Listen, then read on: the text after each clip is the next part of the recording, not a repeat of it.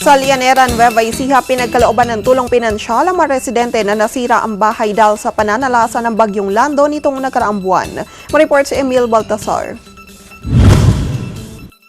Tinatayang 340 pamilyang kabilang sa partially damaged households at samantalang 40 pamilya naman sa totally damaged households ang nakinabang sa ipinamahaging tulong pinansyal ng local government unit ng Llanera, pinangunahan ni Punong Bayan Lorna May Vero kasama si Municipal Social Welfare Development Officer Cleope Labrador ang nasabing programa. Ayon sa Public Information Office ng Llanera, bahagi ito ng tulong ng LGU sa mga apektadong mamamayan dahil sa pananalasa ng bagyong Lando. Sinamantala din ni Mayor Vero ang pagkakataong iyon upang hikayatin ang mga taong bayan upang sumama sa programa ukol sa vermicomposting upang magkaroon ng karagdagang kita. Mula sa Llanera, Nueva Ecija kasama si Bong Sibuma, Emil Baltasar, Eagle News, I am one with 25.